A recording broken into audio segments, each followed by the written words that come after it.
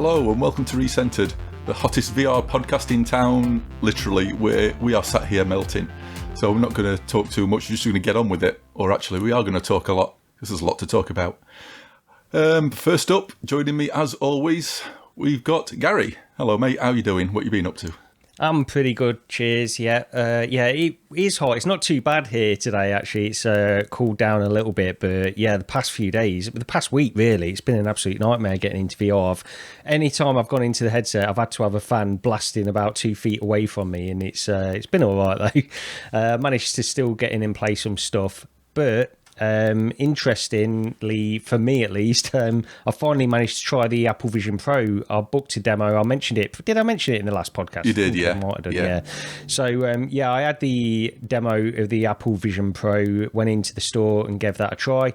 And yeah, it's very good. It's a very good device, but it's very expensive as well. So the demos, when you go into the Apple store, for anybody who's not done it yet, I would recommend, if you've just got a passing interest in it, really, and you've got a local Apple store, then it's a good idea to book a demo and see what it's all about. But the 30-minute demos, and it's like a curated demo, but they ask you a few questions at the beginning and try to sort of make it a little bit more tailored in some places towards you. I think generally the demos just have this set path that you go through, but if you say you want to use it for certain things, they'll try to incorporate some of those apps in as well to do it.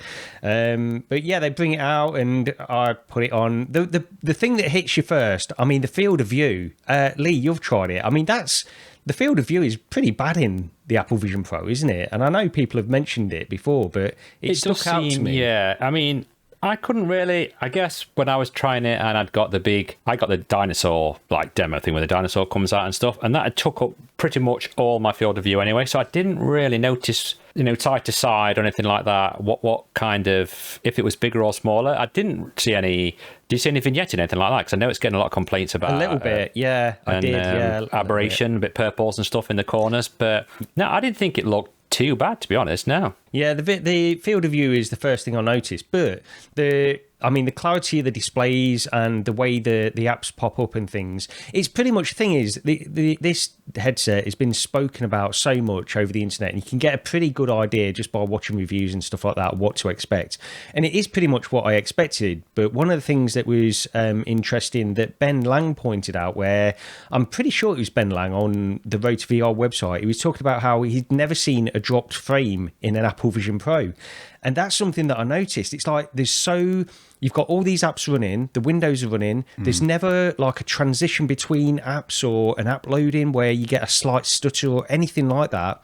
Because it's got this, is it the M2 chip in there, but it's also got this R1 chip, I believe, which is sort of responsible for certain other things as well. So it's sort of sharing the load, and it's seamless in that way. There's never a stutter. There's never anything like that.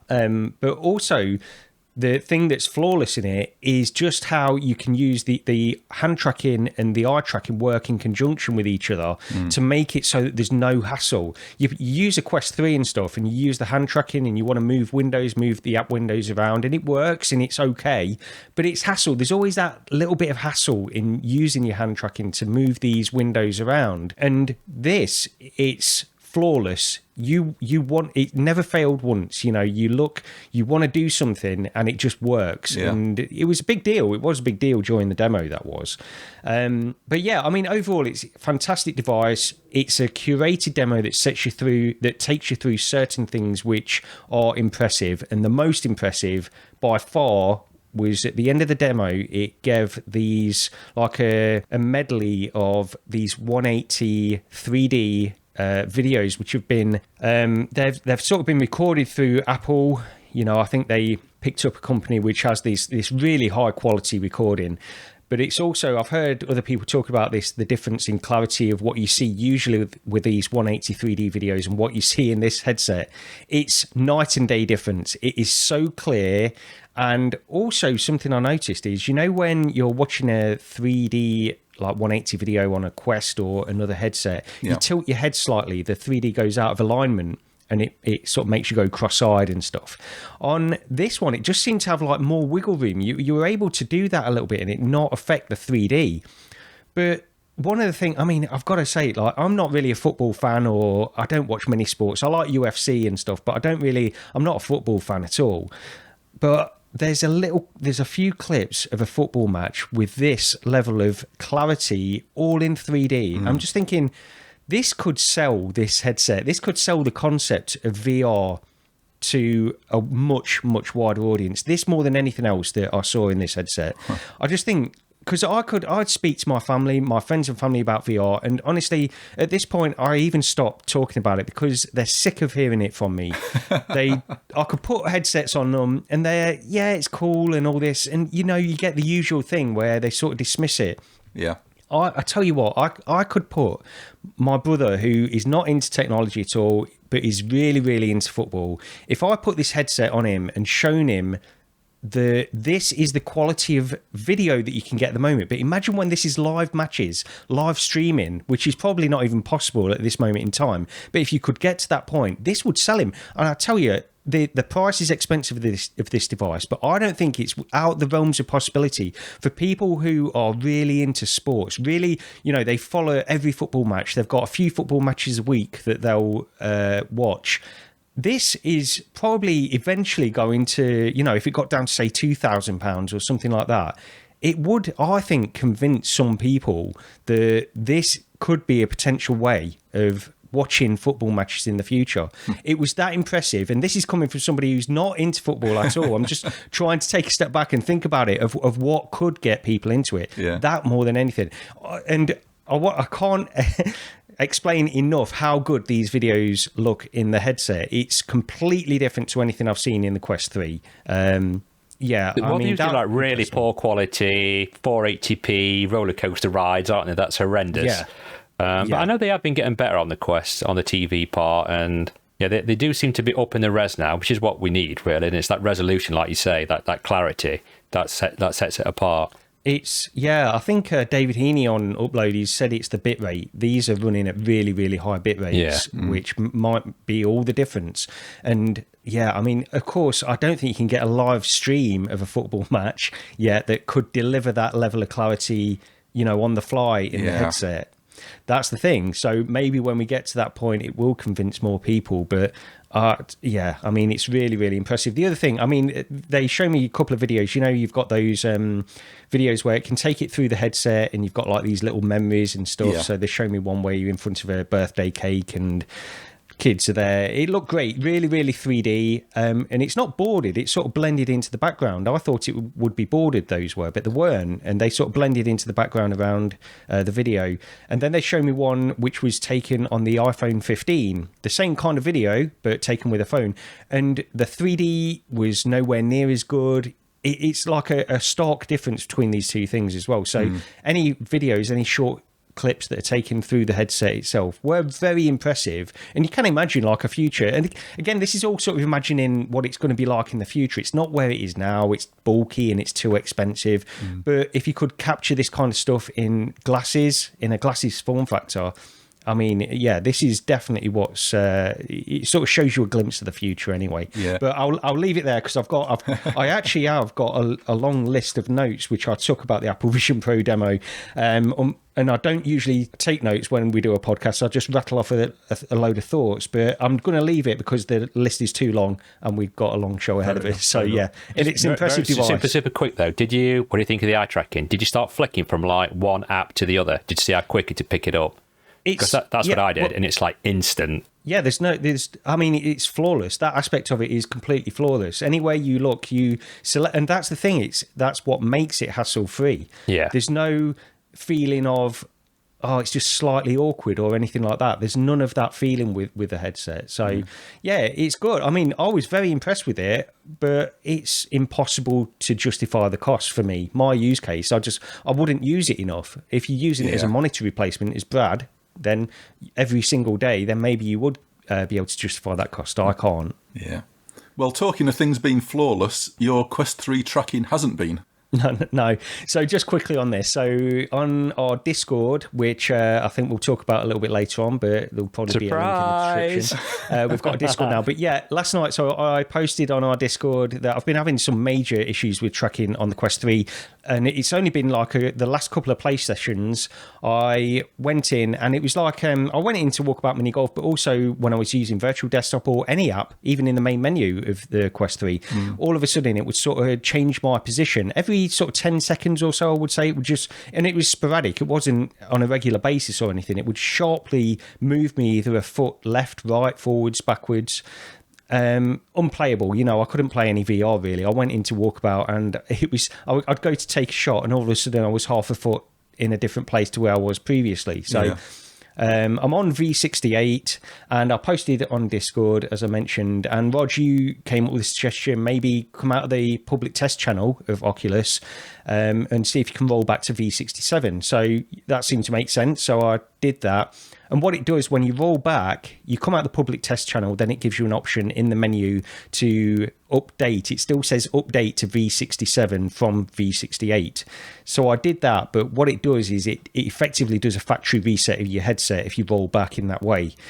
So I had to start reinstalling everything, but it has solved the problem. I've not really been in for any length of time, but in sort of the 20, 30 minutes I have been in the headset, it's not glitch tracking once again. So yeah, there was something to do with a V68 update for me, although I have had it for a couple of weeks and I had no problems until... Well, I might as well mention, since we're talking about V68, there's been problems with Unreal Engine compatibility, hasn't there, as well? Because V68 introduced a whole host of new stuff, and you're probably better off going over to Upload and seeing there. They've got quite a comprehensive article on it on there. But one of the things was it's supposed to update the prediction latency and make things smoother and all this sort of thing. But one of the downsides is apparently it's totally balked. Is it Unreal Engine 4.27? And I think some people have mentioned it, some other versions as well. Somebody posted that after version 5.3 it worked fine for them, but versions previous to that they were having issues. So yeah, this update has caused some problems. Meta are apparently aware of it, they've posted, so hopefully they'll get that fixed. But it's always one step forward, 3 steps back with a firmware update. In the they always manage to ball something up. Yeah, it's to do with OpenXR as well, isn't it? It is. It's OpenXR. The fix apparently seems to be that instead of using OpenXR for the moment, if you're running under Steam anyway, go to your settings and change it to Steam VR, and maybe the VDXR virtual desktop XR might be worth a try as well. But yeah, the Oculus implementation at the moment seems to be sort of broken with Unreal Engine. They've said it will be solved in V69 apparently. I think they've confirmed that now. So yeah. Right. But yeah, that's pretty much everything for me anyway. Sorry for rattling on. I've been going on for a bit. Yeah. So Lee, what have you been up to? Right, I mean, I know Gary just apologised for rattling on, but I rattled on for 18 minutes on the last podcast. So I'll try and keep it down. I'm setting the timer. Short as I can. But yeah, not been too bad. I am slowly getting, I'm about 85% recovered from Bels palsy. You may notice in my voice it may be slightly clearer and not as slurred. Still part of my face doesn't quite move right, so when I smile it looks like I'm smirking. But then again, I could just be like that anyway. I don't really know. But yeah, a lot of VR. Well, I say a lot of VR. I've been playing a bit that we'll talk about later on, and I did go to Meetspace VR in Nottingham again. Dr. Oculus messaged me and said, "Do you fancy going to do an escape room?" And I thought, well, yeah, okay, I've never done that before, and met up with Buck, and my eldest daughter came down with us. Now, the thing is, Dr. Oculus, unfortunately, I had his car stolen like a month ago, and I did say to him, "Don't worry about it, man. It's gone, blah, blah, blah." He said, "Well, I'm just going to pick a banger up, and if you're all right going in that." And I said, "Yeah, look, I had a £200 car, so don't worry about stuff like that." Anyway, as I come out the gate to meet him, he pulls up in a Tesla. And I was like, "I thought you said this was supposed to be a banger." Anyway, so basically I got in that and spent the entire time... sorry, Rog, this is blasting the music out in my ears. My headset. Sorry. 1 second. I didn't realise, I guess. Roger just showing the videos for me, and unfortunately the music's blasting in my ears. Not that anyone would have caught that, anyone watching or anyone listening, but yeah. So all I did really was just bombard Dr. Oculus with thousands and thousands of questions about his car, all the way down and all the way back. And apparently on the way back, he was showing me something called karaoke. So you can basically have a karaoke sing-along in the car, and the Tesla shows you all the words on the screen and stuff like that. And we're doing that. But yeah, I was really impressed. I mean, I'm not a car guy, but I'm a tech guy. So Yeah. everything to do with it was really quite mind-blowing. Have you guys been in one?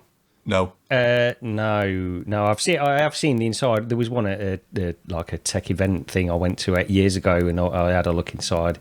My mate's got one. My mate has got one, but I've not been inside that one. Yeah. Yeah, they are real nice. So yeah, thank you to Dr. Oculus for picking me up in his banger of a car and taking us there. But we played a couple of escape room games. I think the first one we did was called Jumpers, and it's sort of a bit like a steampunky type game. There's 4 of you. You've got to go into a transport to go down into a cave to recover the artifact or something. And these are like an hour long. But we got out with 1 minute to spare. So we're kind of cutting that a bit fine. And I'd say that I was a major help, but I wasn't. As Buck pointed out to me, I was a help when they told me what to do, is what he said. So, yeah, that was really good. And then we had a bit of a break and then played one called Mission Sigma, which is like a 4-player, sort of like a SWAT team going into a building. You've got to try and get to the top of this building to disable this missile. And that looked really, really nice in the headset. Yeah. I still couldn't see great in those headsets. I think they're the Vive. I think we've mentioned it before. I mean, there's a Vive 3s. I can't remember what they are. Echoes, Focus, something like that. But yeah, they weren't the greatest for me. Buck said he had no problem. So maybe it was my eye still a bit not quite right. I mean, that was good fun. I mean, we got out of that one in 25 minutes. But apparently there's a hard mode and an easy mode, and we picked the easy mode. but saying that, the bloke said some people don't even get out of this one either.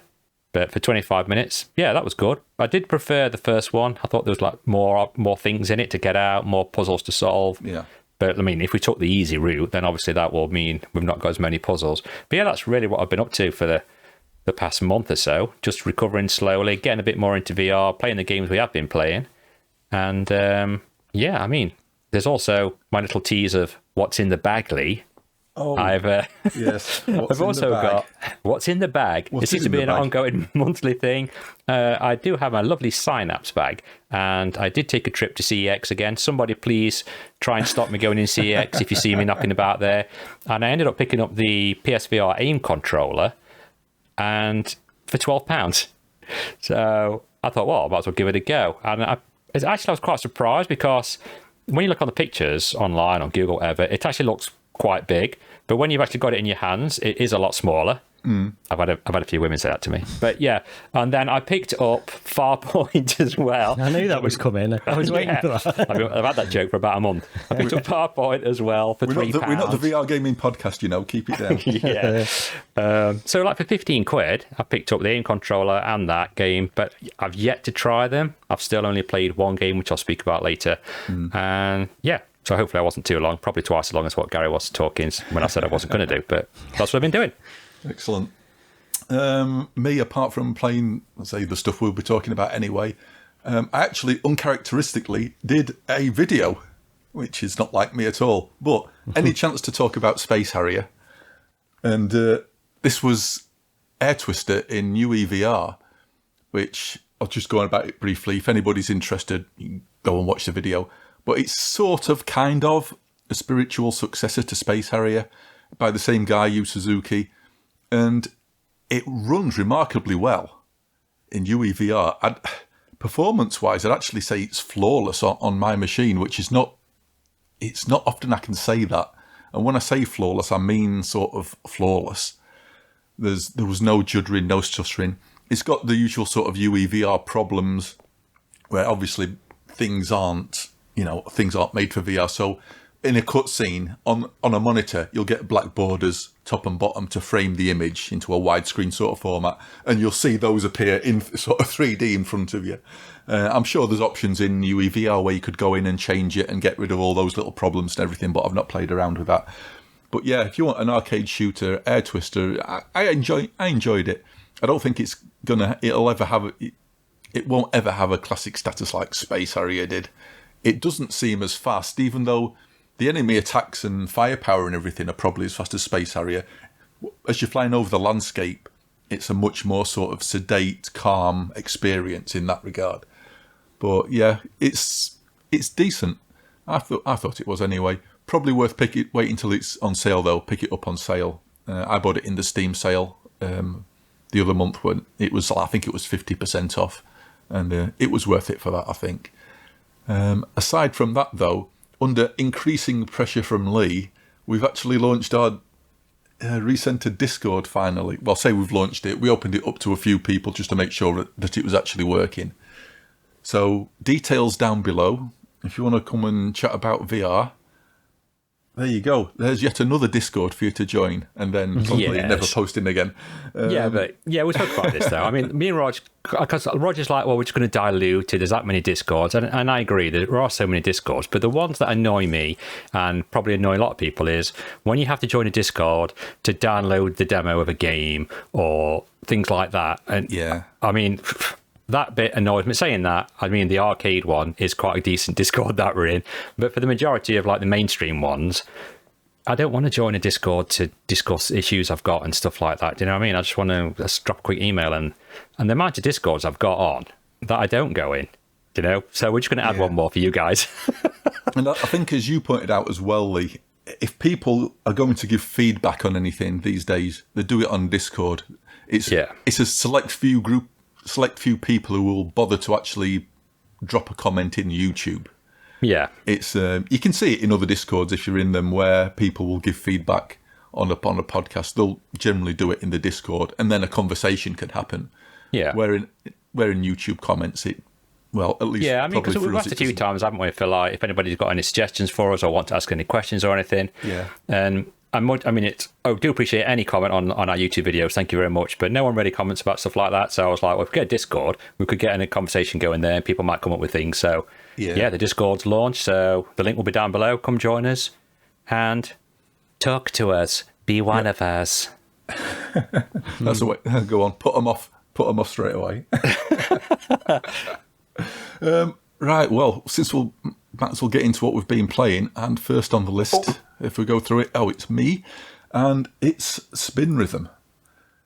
Now this is a music rhythm game. Yes, another one, and it's one I happen to actually like quite a lot. I've been jumping back into this sort of most evenings when the weather hasn't been too bad and it hasn't been trying to give me a migraine, as hot weather normally does.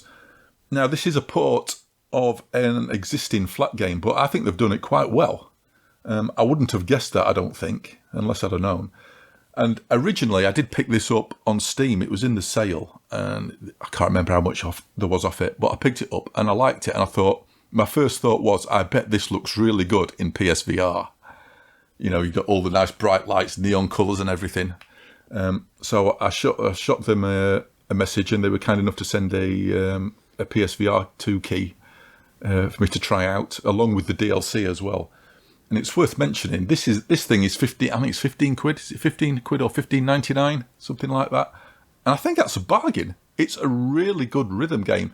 And what I like about it is you can play this sat down. There's no point playing it standing up. It's from a sort of activity point, from an activity view, it's much more sedate than, say, Beat Saber or Synth Riders or anything like that. You're not actively physically hitting something, punching something, slashing something. Basically, you've got a laser pointer on your hands, on both hands, and you can use it to sort of grab a wheel at the bottom, and you rotate the wheel to match the colours of the notes coming down the screen. That's the basic sort of gameplay. You also get like sort of blocky rectangular notes what will come down, and when they come down, you can use the same hand, or you can use your offhand to tap the actual wheel as well. You'll get like zones where you have to grab the wheel and spin it in a direction. Sometimes you'll get like a scratch pad surface where you have to grab it and waggle it backwards and forwards as fast as you can. Each time you increase the difficulty level, it adds a new mechanic or two. So I think once you go up to hard, you get these sort of lines, like a thin line what will come down, and you have to tap off to the side of the wheel for those, and then back onto the wheel for your notes and stuff. My brain isn't coping with that at the moment, so I think most of the footage, what you'll see, is probably from the easy and normal modes at the moment. Just going to hard at the minute it's throwing my brain out trying to coordinate between actually doing stuff on the wheel and then off to the side of the wheel as well. Although I was listening to, I think it was VRL who pointed it out, who said that he played it using a joypad, which I thought, I never even thought of this because it's like a conversion. I never even sort of considered that you might be able to play it still with a joypad in VR. So I've not tried it. So I assume that works. And that'll make it for an even more nice sort of more sedate, laid-back experience. So it gives you a music rhythm game you can actually play in this weather, because there's no way I'm playing Synth Riders or Beat Saber at the moment. But this, with a fan pointed at me, it was a very nice experience. It's all mostly all electronic music. I can't comment whether it's good or not. I thought it was all right, but as I've said before, talking about rhythm games, the music that comes with a rhythm game for me isn't something I never think about whether I'd listen, if it's my type of music I'd listen to or not, because even if it isn't, I just take it as part of the actual game. It's the game soundtrack for me. And I really like it. I've got no complaints about the music at all. I wish it'd be like maybe a Jean-Michel Jarre crossover, a track pack or something like that. That'd be cool. Or I don't know, maybe a Daft Punk Tron soundtrack. I don't know. But yeah, really, really good. And I think it's very reasonably priced. I wouldn't have complained if it had been maybe 30 quid. If it had been $29.99, it'd have been fine. I think for roundabout that, you can get the deluxe version, which includes, I think there's 3 DLCs. You can obviously buy them separately, but I think you can save a £5 if you buy the game plus the DLCs together. But yeah, absolutely gets a thumbs up from me. I've been really enjoying it, to the point that, as I say, after I played it to try it on Steam, I wanted to try the PSVR2 version, and I've been dropping back into the PSVR2 version on an evening. So yeah, great game. I love it. Has it got? Sorry if you've already mentioned it, but is it got leaderboards and stuff like that? Just so it has, yes, because I've not got any friends on the leaderboard who've played it. Right. Unfortunately, okay. So I don't think I don't know. Well, none of my friends have picked it up on PSVR. I don't know if the leaderboards are shared. I've no idea. I don't know, because I only briefly played it on Steam via the Quest, and I was immediately like, oh, I want to see the PSVR2 version. Yeah, and it does look really good in the headset. I think I don't know what frame rate it is, because the video does seem properly smooth, and there's no reprojection. So I've got a feeling it might be 120, because the video looks like it's correctly frame-paced 60 FPS. So it's either 90 or 120 native anyway on PSVR. So yeah, looks like it could run at 120 anyway. It's not like yeah. But yeah, absolute thumbs up. If you like music rhythm games and you want something that's a bit more sedate, that's not going to tire you out, in half an hour or whatever, yeah, give it a go. It's really good and really reasonably priced as well. So, Yep, thumbs up from me for that one. Nice. Gary, you've been taking a bit of a step back in VR time to Doom. Yeah, Doom VFR. And the reason I went back into this, I was thinking about it earlier today, like, why did I go back and start playing this again? And it was because of something that I put on our separate Discord, where there's been a lot of talk about the Flat VR Studios at the moment, and the first game, I think it's going to be announced at Gamescom, that they've been working on. And I was just thinking, the way it's all lining up, because I know that Team Beef was put into contact with id Software by John Carmack a while ago, over a year ago, and they are part of Flat VR Studios. So it just got into my head, maybe, it could be potentially maybe an id Software game that they're going to announce. And I was thinking, Doom 2016 will be a great title for them to announce. I would really enjoy that in VR if they could do it. And I hope that it's something like that, at least, of that level. But we'll have to wait and see.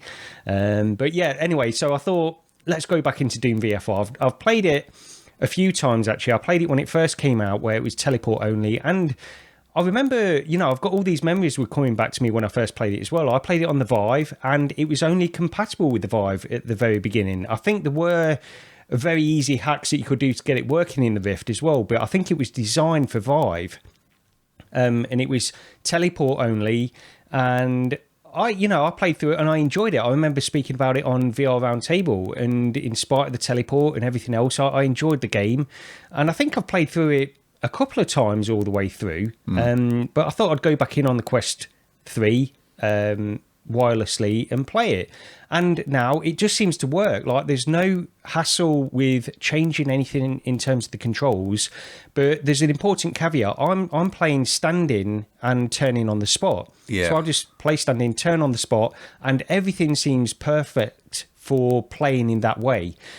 There is a little thing on the Steam discussions where you can get smooth turning hacked into it. It doesn't, it's like a command that you can put into the terminal or something on the game itself, or you can go into a config file and put in some smooth turning in there as well. If you do want to play it seated and use turning like that, there are options to do that. I'm not sure how well that works. I tried that and couldn't get it to work. But whether it's my PC on one or not.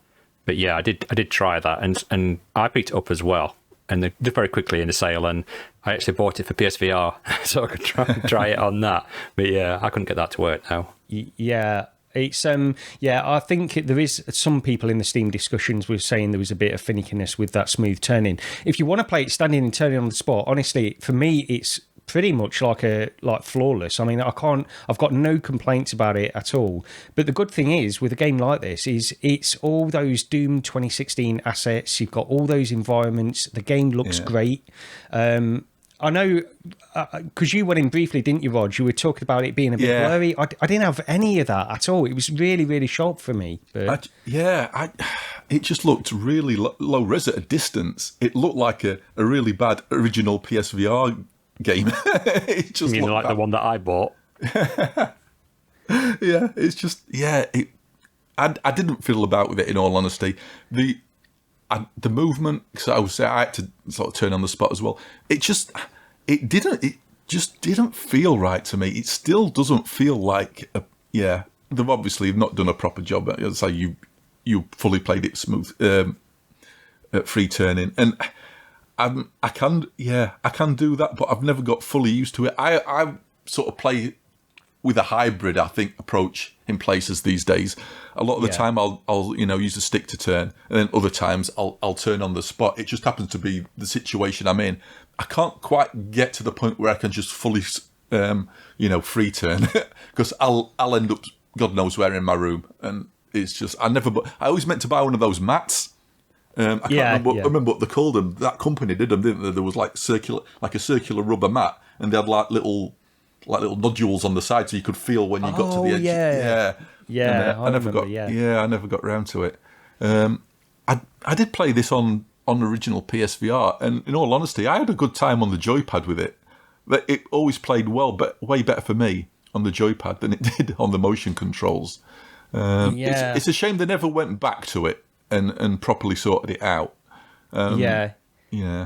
It's the same story, though, with these AAA developers that sort of dabble in VR. They sort of put something out there and then leave it. And even though it's not perfect and they've just not got any resources to spend the amount of time to actually dial it in. And I quite honestly, playing this on the Quest 3, I feel differently. I think that playing with motion controls, standing, turning on the spot with this, it's, like I say, pretty much flawless for me. I absolutely love it. And I was having plans to play through it again. I've played another couple of hours of it, I think, maybe an hour and a half. I've got this video that I sent to you. I'm quite way past this now. It's very red. Yeah, this is a specific area. It's not all like this. But the only thing that sort of dragged me away is another game which I'll talk about in a bit. But I'll probably play through this again at some point. It is a good game. It's only sort of 4 hours long, I think. But I am really enjoying it. Just to clarify, this is on Steam VR. Gary's playing it on his Quest 3, but it's Steam VR. Yeah. Just in case people got confused why it's not on the App Store. But I think you pick it up for like £3 on CD keys, something like that. It's quite cheap, or other game key places where you get your normal game keys. Yeah. Yeah. Okay, moving on to a more recent game then, we've got Thrasher. I think we all played this to some extent, some more than others. I wonder who that could be. I'm just trying to find the video for us here. So, okay, this is by one of the developers who worked on Thumper, which was a great game. I absolutely love that game. Played it quite a lot on console. I was really looking forward to this, and unfortunately for me, it's not delivered. I don't think it's a bad game. I think it's a okay game, but it's not got the same. I don't know. It's just not got the same pull for me that Thumper did. So basically, you're controlling like this space snake eel, long-tailed thing, and you drag it around. It's almost like on a fishing line, isn't it? It's sort of, you move your cursor around. There's a line and there's a line that attaches to the sort of snake, and you sort of drag it around the screen. And at the start of the game, basically, you just got to move it around and collide with these rings, and you collide with all the rings. That finishes that level. You move on to the next one, and they're very sort of short and quick levels. Each one begins with a minute on the clock, and that minute is basically, don't think of it really as a time limit. It's your score, and the more time you've got on the clock at the end of each phase of the level, the higher your overall score for that world at the end. It's just, and yeah, that's it. It starts getting more and more complex. You get different, rows of lines that you've got to go through.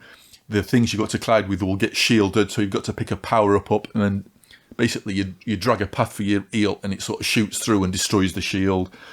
It feels very much, I don't know, it feels very much like a mobile game. I don't know. I was really looking forward to it, and I came away from it thinking, yeah, that's fine, that's okay. It's decent, but I'm not entirely sure if I'll ever go back to it. Where with Thumper, I played that for months. And even then, I'd have a break and then go back to it again. It had something about it. The visuals on this are really nice, especially for a Quest game. It's got that same sort of aesthetic. The soundtrack is very sort of Thumper-ish to start with, although I don't actually think it fits the game. Is it level 2 or world 2 or 3 you get onto? I can't remember. Is a bit more of a sci-fi sort of almost Tron sounds landscape, and even the music at one point, it adds sort of subtle hints to the original sort of Wendy Carlos Tron theme. But I don't know. I come away from it thinking, yeah, it's a shame. I was really looking forward to it, but it's sort of just okay. What did you think to it, Gary? Yeah, this is not my kind of game anyway. I knew it wouldn't be going in, but I thought I'll give it a try anyway. And actually, to be honest, I enjoyed it a little bit more than I thought I would. I don't think it's a bad game at all. But like you say, it's not, because the weird thing is, because Thumper was a rhythm game, wasn't it? Yes. This is not really a rhythm game. There's music. It isn't. And yeah, so it's slightly different. And one of the things that doesn't come across in the video is the visuals. I don't think you can really communicate. The visuals do look really good in the headset, I think, because you're in these really large areas with this snake that varies in size as well as you're moving around and stuff. And I think it looks very good, to be honest, in the headset. And it does mix things up, but there's just not enough here. I knew it wouldn't be for me, and it's not my kind of game. So I can only comment and say that really I enjoyed it more than I expected to, but I'm probably not going to go back in. I think one of the other things as well is there's nothing about VR that adds to this, I don't think. I mean, you could argue that, okay, yes, you're using the motion controls and everything, but they are bringing this to like flat gaming, aren't they? They're doing a flat port of it at some point. Yeah, you can imagine. I just wondered if it might even play better on a mouse and keyboard. Yeah, well, or just a mouse. What you were saying earlier about it being like a mobile game, I think really what you're doing is like a swipe with your finger on the screen in this. Yes. So it'd work as a mobile game in that way. But yeah, I mean, I don't want to take anything away from the visuals, because I think they are in some ways quite impressive and like something you don't see all the time, at least. Yeah. But yeah. I think for me, it's very much like when I played the AKR in VR as well, the Jeff Minter game. For me, I went and played it afterwards as well on flat, and it just played better on the monitor. And I've got a feeling that this is going to be exactly the same. I just don't think it, we always generally say that, well, why does something need to be in VR? But sometimes just the act of being in VR and being inside that world is enough because it just looks incredible. But with this, the entire the play field is basically a flat plane in front of you. You know, you're not playing in 3D. You're playing on an invisible flat surface, basically. Yes, yeah. And it was the same for the XREAL as well. So, the visuals look good and everything, but there's no real need for it to be in VR. Although it probably does look like the most Jeff Minter game that Jeff Minter never created. It's, it's as if he'd actually managed to sort of up his game sort of visual-wise into a more modern sort of style. Yeah. But Lee, you did have a look at it, and it wasn't for you, was it? Yeah, definitely not for me. Okay, moving on. No, what I will say is I was a little bit confused when I first loaded it up, and there's like the circles appear, like you say, you drag your controller across to them, then it was like coming up with this time. I was like, okay. And then I'd do it again and drag it through some more circles and do the same. Yeah. And after about 5-6 times, I thought, why am I doing this? Yeah. I just don't understand. I don't understand the timer thing. Obviously, it's a leaderboard, but I was like, you know what? But I mean, like Roger says, it does make it more difficult later on. And I do know some people who really love this game. And, and I've spoke to people who the same as me who are like, I just don't really understand. And I think I even mentioned to you last night, Roger, about it being, this would be a good mobile game or an iPad game or something like that. But, and I'm not going to knock the devs for bringing it out in VR. The more VR games, the better for me. But it just wasn't something that grabbed me as such. And it's not something that I'd go back into now. Yeah. I think I've seen very mixed reviews on it as well from, like you say, people who absolutely love it to people who sort of think it's middling to people who just don't. It's if you are a dedicated high score chaser sort of person, this may well be for you. Like Roger and Gary. And I do like that at times, but I don't like this enough to be bothered with it. Thumper was, to me, it was a music rhythm game, and it was technical in its requirements and your precision. This, you need to be precise, but because you're using your hand, waving your controller about, or you could just use hand tracking if you like, it just doesn't feel as, it's not as technical. And there's something about that I don't quite like. So, but we appreciate it. Thanks to the devs for letting us give it a go, at least. Anyway, it's nice to get these offers to try these games, no matter what. Oh, absolutely. And like I say, the reviews are on a massively ranging spectrum on this one. So I don't think you'll know if you do like it or not unless you actually give it a go. And, returns policy, it's always there if you don't like it.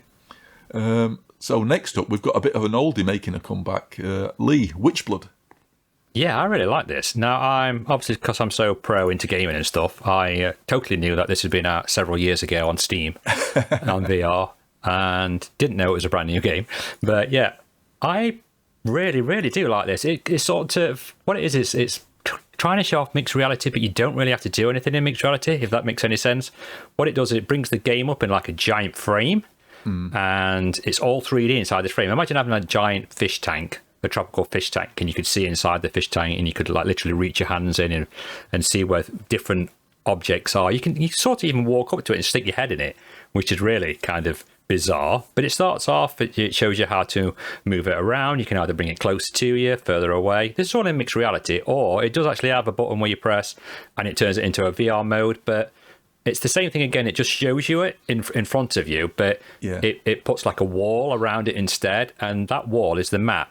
And when you're going through to the different areas, it will show little footprints on the map and stuff. But I found that to be a little confusing, if I'm honest. I would have preferred some sort of button toggle just to show the map and see whereabouts I am. But it looks really, really nice. If people have played things like Down the Rabbit Hole, it's kind of got that kind of 3D look to it. The animations are really nice. The voice acting's quite good. And I do like the story. I don't want to give too much away, but you're sort of going through different levels, and as you go through different levels, you're like a man's daughter. I can't remember what it is, but you're a woman with you pick up a stick, and then you pick up a sword, and then you do get various powers. So you've got magic spells. You can do like shoot ice up from the ground or fire, and as you get further on, you go to different areas and different parts of the map where you will obviously upgrade and get different skills. Like I said, I don't really want to spoil too much into the game, but I think I'm about 85% through now, and I played this for like 2 days. I'd say like 4 or 5 hours, just taking my time, having a look, and I'm quite impressed with it. I think it's like £8.50 even, something. It's not expensive, Yeah, it's somewhere around £9, I think. Yeah. Although the original Rift version you can still pick up if you only want it on PC. I think it's like a £5 or $5.99 for the original PC version. But I really liked it. I mean, I got my friend Phil, who came round. Phil's the one who I introduced the Quest 3 to, and then he bought one, and then his wife tried it, and she bought one. Phil. I'm on tenterhooks here because you've been teasing a story all week. Well, this is the Phil who I keep saying I need to get this dude on YouTube because he is comedy gold. He's the same Phil who, when we were playing Dungeons of Eternity and we're having a massive boss fight at the end, there was 25 skeletons, that giant thing with eyeballs shooting at you, and I turn around, I go, Phil, what are you doing? And I turn around and all I can see is like character on the floor. He went, oh, then I've just dropped my controller under settee. So it's that Phil. Do you know what I mean? And I passed him this and I said, I think you'll like this game. I think, you know, the wife might even like it as well. I passed him the headset and within 5 seconds he went, it's in Chinese. And he changed the language. Right? And I didn't know how to get this back. So I had to go on YouTube. I went, dude, what are you doing? I literally handed in controllers and you're like flicking all the buttons and everything at the same time. I was like, what have you done? And just went, yeah, I've changed language. I don't know how to get it back.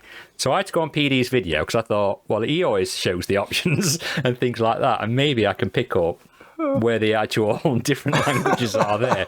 But once, he didn't actually go to the options. He just jumped in and started to play the game. And I thought, oh, of all the times that I want to see. But I did manage to get it back. I think it's the third option down, and I did manage to get it back to English. But yeah, so that was the funny story of don't ever give your headset to Phil, basically. Oh, man. Maybe he was just trying to get into the spirit of the Olympics and everything. It was literally 5 seconds, mate, before I could see a smirk come on his face. And then he went, yeah, it's in a different language. But yeah, I'd recommend this game. It's good fun. I mean, when I started playing it, I thought, oh, it's a bit basic. The fighting's a bit basic. But man, this game is hard. Trust me, it gets really, really hard. Yeah, I never finished this, and I don't think I'm wrong in saying it. I'm pretty much sure that Main Fan actually said he never finished this either, and that a lot of people hadn't back in the day, which is a shocker because he finishes everything. Yeah. I can remember getting to this I can't remember where it was. I know it was a fight, and it was possibly a boss fight. It might have been at the end. I gave up because I got stuck on a combat section. I was talking to you about this, and you'd said, Lee, that at one point you'd got stuck, and I interrupted you, didn't I? And I said, was it on some rooftops? Yeah, exactly. Because when I played this back in the day, a lot of people were getting stuck on this very same section, and some reason I'd seen where to go, and I hadn't got stuck on that part in particular. But I remember posting a screenshot to, I think it was Reddit and maybe the Overclockers forums, and goodness knows wherever else I was posting when this originally came out, because everybody was getting stuck on this one specific point where there's some rooftops, and then you have to go up and to the right or something. Yeah. And everybody was just missing it and getting stuck at the same point in the game. Yeah. Yeah. I didn't notice that at all. I mean, just to say, it's sort of like a side scroller. What it does is you go through like these glowing portals, and then it'll open up another puzzle type area for you to get through. And this one was in some sort of caves, but it was right at the very top. And I could see the port on the right hand side, but there was just no way to get to it. And apparently you have to jump up onto like this crypt with its like roof hanging out. But you don't know that to do that. Nobody knows. There's no like direction to show you to do that. And that's the bit what kind of infuriated me a little bit. I was on it for like say about an hour odd, and I think I looked at Alex VR's video. It could have been Alex from many years ago. I think he was playing it on Steam. Yeah. And when I see him do that, I was like, oh my God, how was I supposed to do that? But no, apart from that part and it getting incredibly difficult, it's a really fun game. Yeah, I definitely recommend you to go and pick it up. It's one of those games when you look at it and you think, why didn't we ever get more of this sort of thing? I want more. I want more like this. There must be loads of flat games of this sort of style what could be converted to VR quite easily. And it looks really good. I had Games Quest Optimizer just running in the background, and it automatically loaded a HD profile up or whatever it was. And I think it was 178% scaling or something. Yeah, and it did really look really crisp. I preferred it in the full-on VR mode. Just because when it's in the MR mode, although it does look good, some of the rooms are quite tall or quite wide at points. Yeah. And obviously, you've got that mismatch of, it's extending into my walls or into my furniture or whatever.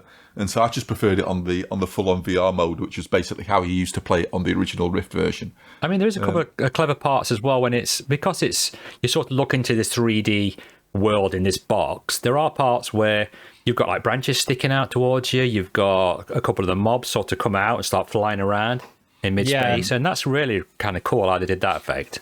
I was gonna say that's one of the things though. Like the first time that witch thing floats around, she flies around and goes out. It's that little moment where, oh yeah, of course they can do that. That's like no effort whatsoever, but it still hits you where you watch it. You're watching most of the action in that enclosed area, and then all of a sudden the witch pops out, and I think it's the fact that it's in your room, isn't it? Even though yes, it's still VR. It's not doing anything different whatsoever. When you see it in your actual own personal space, something in your brain goes, "Ooh, that's really cool," as opposed to I'm glad they ported this across. I really am, and I'd love to see devs do more these type of games. It's definitely made for VR type of stuff. Definitely. Yeah. I mean, it's under a tenner. Absolutely recommended. Yeah, I think it's pretty good. It's is it? Would you call it a Metroidvania? Is it? Because you go back to areas, don't you, as well, and stuff like that. That's it. You do have to watch out for stuff because there are some sort of quite well hidden optional power ups, that you can miss. So it's one of those games where sometimes you'll see something and you can't get to it, and it's a case of remember where that was because you know that later on maybe a higher jump or a double jump or a different weapon will enable you to go back and then get an optional extra upgrade as well. But yeah, well worth picking up. Okay, so next one, we'll just get into this one quickly because it's just a demo. And we mentioned this on, I think it was the last podcast after the showcase, which is the demo for Maestro. This game isn't actually out yet, but the demo is there on App Lab. And it's a music rhythm game. And let me just grab that video there. I really like this. The demo gives you the entire sort of like quite a lengthy tutorial, and then just one piece of music to conduct, which is probably a good 5 minutes or more for that. And really impressive. It's a very strange sort of thing because when you first load it up, you've got like there's barely anything in front of you or behind you. There's the stage, and there's a few musicians, and there's a guy appears and he starts taking you through the tutorial how to do the gestures and stuff. And you can use this with the controllers, or you can just use hand tracking, and it recommends like getting something to use as a baton in one hand as you're conducting. I just played it with the controllers because there's a very nice and for some reason very satisfactory, subtle haptic feedback for your baton if you hit it there's like a little metal sort of stand on your podium behind you, and it's just very satisfying, the clink on that as you, I don't know, easily satisfied I suppose. But yeah, it takes you through the tutorial, and to start with there's just a few people in the orchestra, and I sort of thought, it's just Quest, so obviously they can't render a full orchestra and everything, so it's not going to be as good as when playing it on maybe a PC version or whatever. But as you go through the tutorial, it starts actually adding sections like the brass section or the orchestra, the choir and everything, until you have actually got a full orchestra in front of you. I thought, oh wow, and then I thought, okay, so yeah, the auditorium behind you is empty and whatever, and then you sort of like get past the tutorial and onto the actual the piece of music it gives you to conduct, and you look behind you and there's an applause and there's a full audience as well. I'm thinking, my immediate thought was, how have they done this on Quest? It just looks to be too much here. Then there shouldn't be this amount of detail. And if you go back and look at the trailer, which is obviously must be a PC version, the trailer for this, it does look, yes, the fidelity is a lot higher on the trailer. So they have bumped things up for maybe for the PC version, what's coming along. But even though that does look better, the Quest version I think it looks pretty damn good, and it just plays really well. It's satisfying. I really like it. So it's one to keep an eye on. There's a free demo. You can go and try it yourself, but I'd recommend you do. I'm really looking forward to this one. So yeah, that's that. Unless either of you two have played it at all. No, I've not. No. It does look good though from the video that you've got. Yeah. I mean, I think they're like graphically they're doing a lot of good stuff here on the Quest as well. Yeah, it's really good. next up, No Man's Sky has received. I think it's been getting several updates. Each time I turn my console on, there seems to be a patch. Yeah. So you've jumped into this, Gary, on PC and PSVR2. Yeah, so the World's Update 1, I think they've got a few of these planned over the next few months, but that dropped. So it's the 5.0, this is, of No Man's Sky now, and they updated it, and every time there's an update, there's always a few issues and stuff. But what they've done with this update, they've improved sort of the biome diversity on planets and things. They've improved the water rendering. Water was always a bit of a problem, especially in VR. It didn't look great. Yeah. But they've improved that. They've also got volumetric clouds and stuff in there now as well. They're basically adding a bit of variety in order to make the exploration a bit more interesting, is what it seems like. But also alongside this update, they a couple of days after the update, they released a new expedition, which is the video that we'll be showing here as well. Just a little bit at the beginning of the expedition. So I've been playing through that.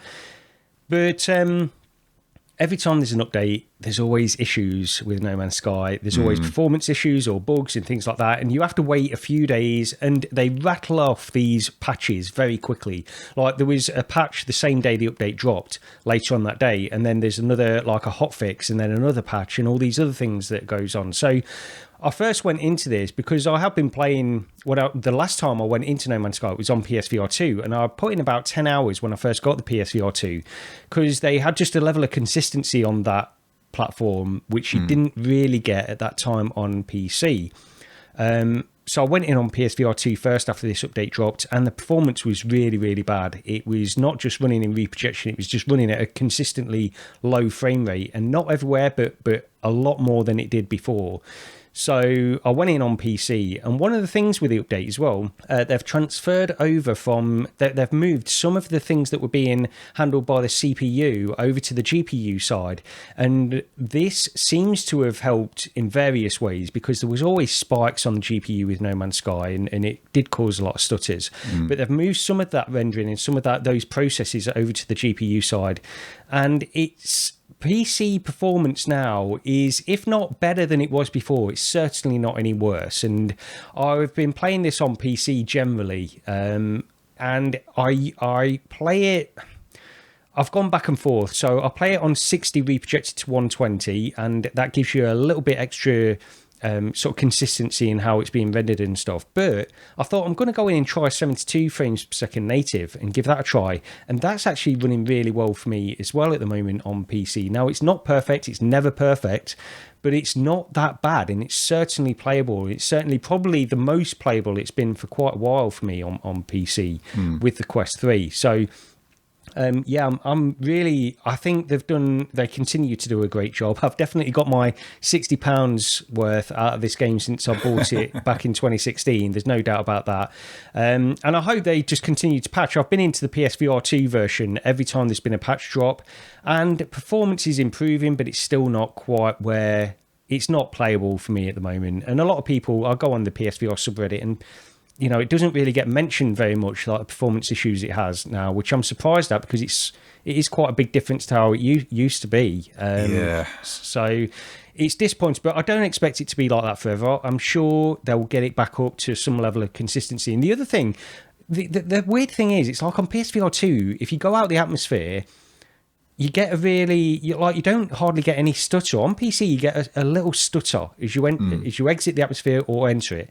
It's always been the same on No Man's Sky. But on PSVR 2, that stutter is barely there, if there at all sometimes. And I'm wondering if this is to do with the NVMe drive that's on the PlayStation 5. Because it's got that, I know it's faster than probably, I've got an NVMe drive, which I've got No Man's Sky installed on my PC, but I think they've got some magic going on over on the PS5, haven't they, with that, to make it a little bit faster. So they've got some sort of weird dedicated hardware they developed, haven't they, for the controller, for the NVMe drive. Yeah. So I don't know if that makes a difference to that kind of stuff.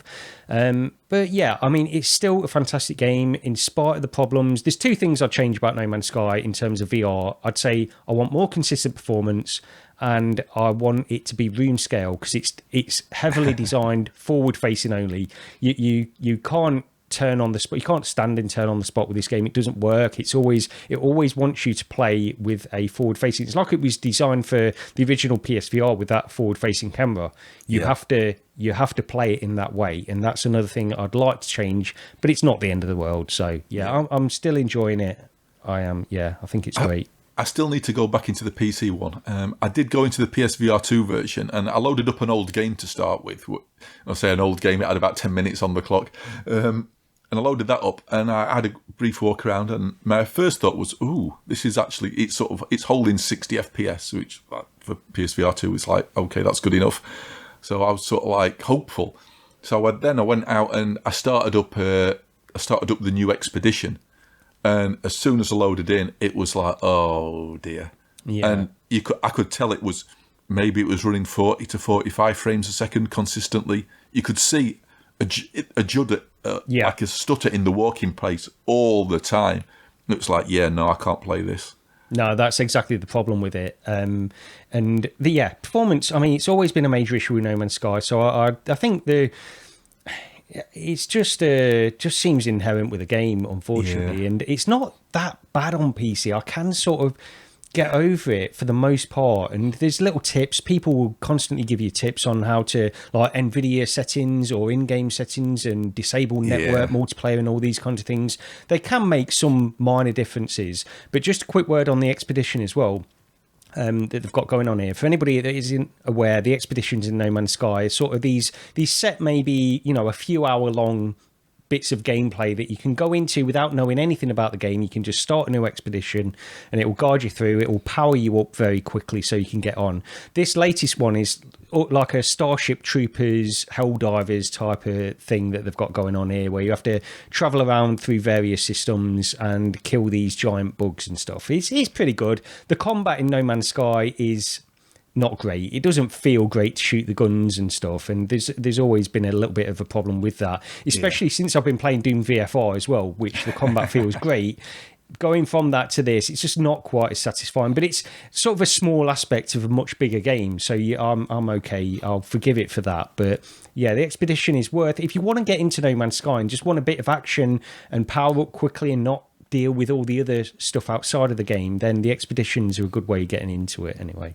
Yeah, I'll definitely have to jump back into the PC one and see what the state of play is on my machine with that. Yeah. So, oh dear, do we have to talk about this, Lee? I've just seen it. Okay, so Rec Room. Yeah, you're right. You dragged me in this to show me it. So you well, I'd not seen it either. I was curious as to what it was like. Right. And so, I mean, I'm a fan of the old Rec Room quests, Golden Trophy or the Laser Tag Arena and that sort of stuff. Played in a private party away from the stinking masses of kids. So yeah, they did a crossover with Destiny or Destiny 2, which I thought, ooh, my immediate thought was, surely this is going to be like a sort of like a Golden Trophy style quest type thing, but Destiny themed. Oh boy, this is probably barely a step above the old, what was it, Halo, the Microsoft Halo, I can't remember what they called it. The Windows Mixed Reality Experience. Yeah. Oh dear. Halo Recruit. That was it. Which was basically a shooting gallery, and then that was it. This is this is basically a shooting gallery, but you move through the shooting gallery, and then that's it. It does seem to be randomly generated. And that's about the only plus point. It's like, oh, what a missed opportunity. They could have done something really special, especially getting like a crossover with Destiny 2. Yeah, that's what I can understand. It just didn't make any sense why it's Destiny themed or anything. This could have just been some random sci-fi. It could have been anything. Yeah, that's what I didn't understand, why they'd gone to that, such a thing to promote. And I saw it all over Twitter, Destiny in Rec Room.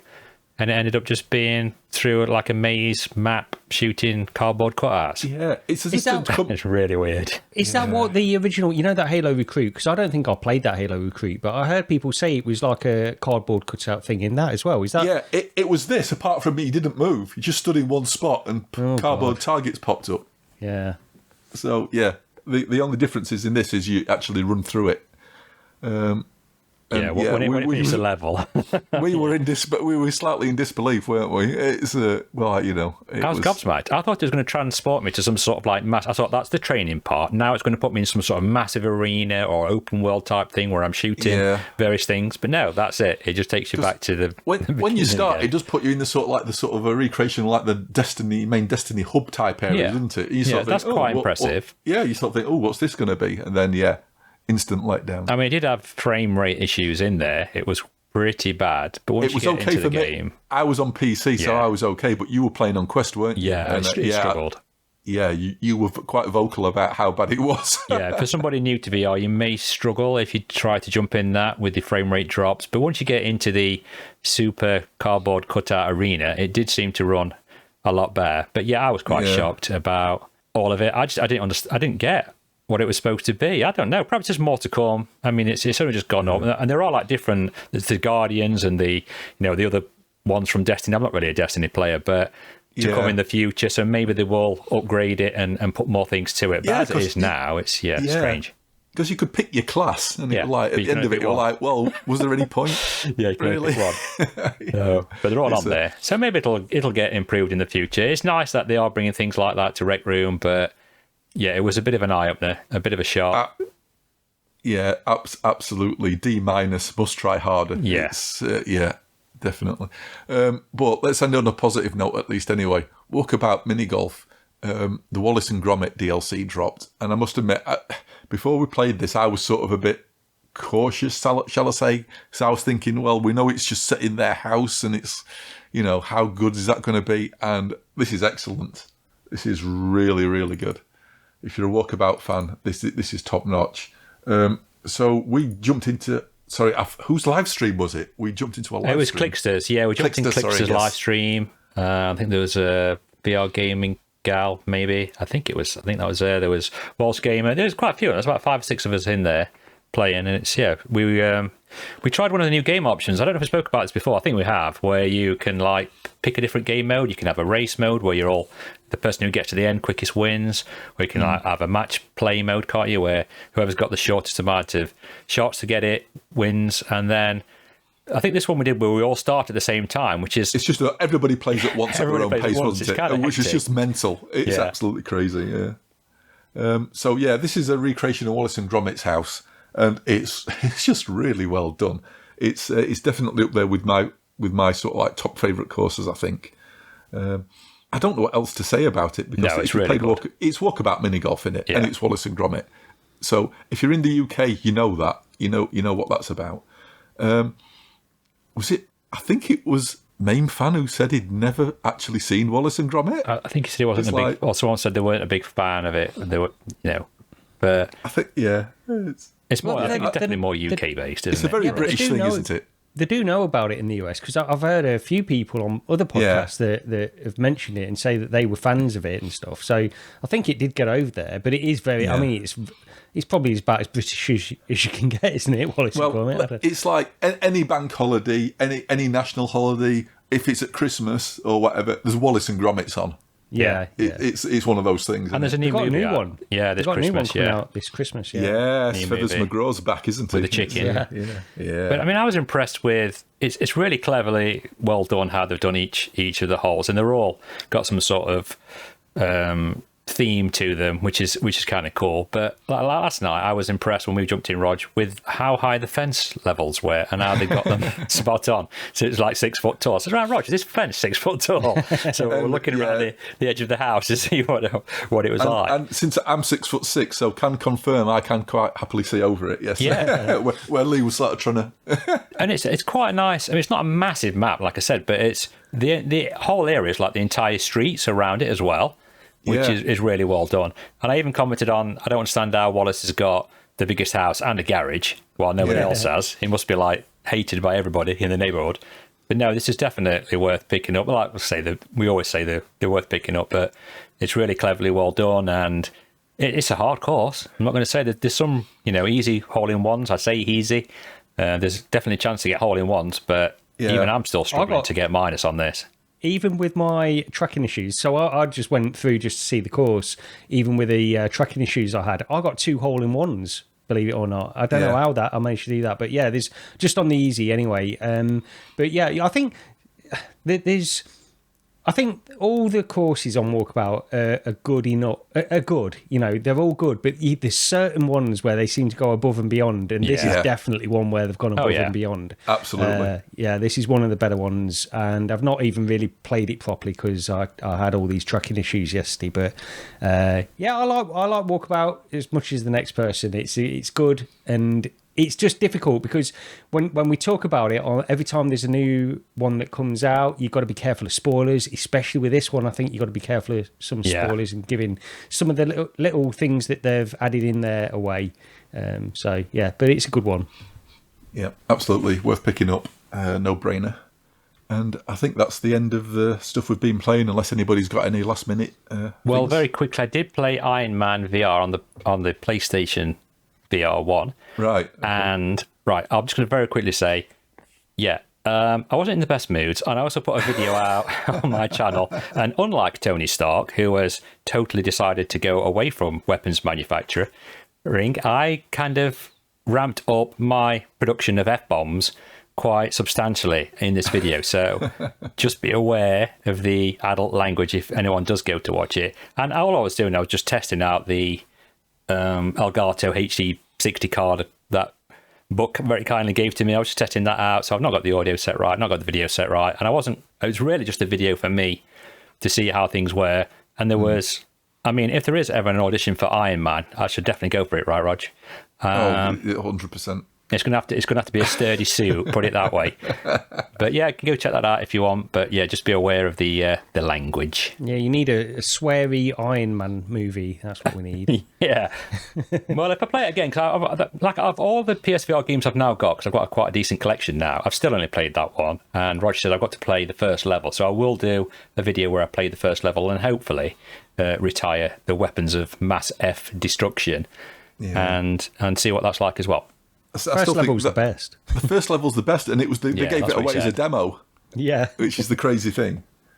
It just sort of went downhill after that, unfortunately for me. I love the flight mechanics in that game. I really do. I thought they nailed it in that regard. The game just wasn't the greatest, unfortunately. So, going from old games to new IPs, we've got Alien Rogue Incursion. We've finally got a proper trailer. So Hope springs eternal for this one. He says as I'm trying to pop the video up for us, I'm totally getting the wrong one because that wasn't. We've got two games with Rogue in the title. Yeah. Alien Rogue Incursion. Fingers crossed. I think it looks okay. I think it looks good. I think it's slightly showing off the fact that it's coming to mobile as well. Although saying that, if they can get it looking anywhere near this on a Quest, then they've done a fantastic job. I think it sort of looks a bit Doom 3-ish to me, if you go back to that sort of era, which sort of does give me some hope, because we did get, obviously there's the Team Beef port, isn't there, of Doom 3? Yeah. Running on Quest. So, yeah, let's hope that we can get somewhere close to that. It looks very actiony, doesn't it? I know a lot of people are sort of hoping for sort of an Alien Isolation type game, and I just don't think we're going to get that. I don't know how you can combine that kind of gameplay with all of these weapons and stuff. That's the problem. It's not, unless there's just specific areas where they take your weapons away and then you've got to go through something like that. I don't know. But what you were saying, like the Quest, it feels like a Quest game that's had the PC, the PC graphical improvements that we'll see from a Quest game that has PC graphical improvements. That's what it looks like on the trailer. And again, I think that's okay. It looks good enough to me. I think with this game, it's going to come down to lighting, and if they can get the lighting right in certain areas, then I think that they'll do a decent enough job. Also, if they've taken basically a Quest game and given it a layer of polish anyway, we should be getting some very good performance on the PC and the PSVR2 side of things. Yeah. Hopefully this will run at a native frame rate on PSVR2. I don't think there's any reason it should be reprojected. I can't see why. Hopefully it not. To be. No. Yeah. So if they've been paying attention as well. Sorry, Lee. Sorry, yeah, go on, Roger. Gary, carry on. Hello, Gary? No, go on. I didn't hear what Lee said then. No, Sorry, I was going to say you can see didn't. parts of the trailer where it definitely does look, Quest mobile-ish, and some of the areas that do look really well polished. I'm presuming will be PC VR or PSVR2. But like Gary says, this is a game all about atmosphere, the lighting, the smoke, the tension. Yeah. And it does give me kind of Alien Isolation vibes in a general look, but then again, it's set in the alien world, so it's going to look like that. But what I will say is, I find it very strange is when I went to comment on the trailer, so someone had put finally Alien game in VR, and I'm thinking, okay, but surely, and then a couple of folks have said the same thing again, or it looks like Alien Isolation, but in VR, this is going to be great. And I was like, if people are really into the Alien games and into VR, then surely they must know that there's a VR mod out for Alien Isolation. Well, it depends. It depends how recently they've come into VR, I suppose. Maybe. I mean, when the mod first came out, I mean, it was all over, wasn't it? Everybody knew about it. Yeah. But these days, maybe not. Yeah, as maybe much. not. Maybe I'll give them the benefit of the doubt. But I was like, the VR mod, dude, get on it. Yeah. But if you're a console VR gamer, if you PSVR2 or Quest, seen it. Then, you've not even got the option to play it anyway, have you? Alien Isolation, so... I will forgive them then. What's all this, though, with the name with Rogue in the title? Why would they use that word if it wasn't some kind of rogue-like? Well, I think that's what's putting me and you off, right, Gary? Because we don't want to be playing through a level for 45 minutes, dive, and start at the beginning again. I don't want to be playing any of that. Yeah, I think you might be just reading too much into it. You think maybe, so? Maybe, I think so, yeah. The only other thing that's making me think that as well, because you remember that Westworld game that I mentioned last time, which Servios did? That basically, I mean, it was a good game, but that really was a rogue, wasn't it? Yeah. No, I'd argue at the beginning of the game, it made you think that. That very first level where you went into the house and you died and then you sort of came back into the house. It made you think it was a roguelike sort of adventure. Yeah. But it wasn't.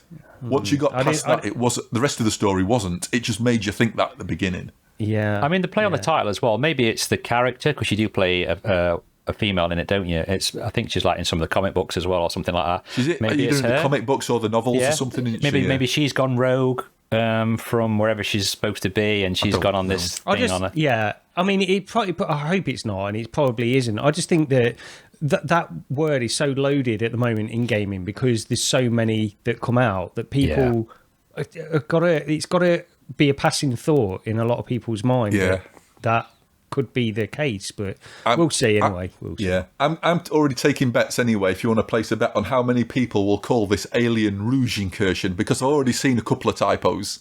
For some reason, some people can't spell rogue to save their life. I've no idea, But yeah, looking forward to it anyway. Hopefully, it'll be good. Yeah. Another blast from the past. I got an email through from them the other day. Is The Wave. Which did you guys ever go into this back in the day? No, I didn't. The Wave. Wasn't this something that I had to go on, Rog? Wasn't this the thing with, the same people that did the Fatboy Slim thing that I went on to on the Pico? Wasn't that something to do with Wave?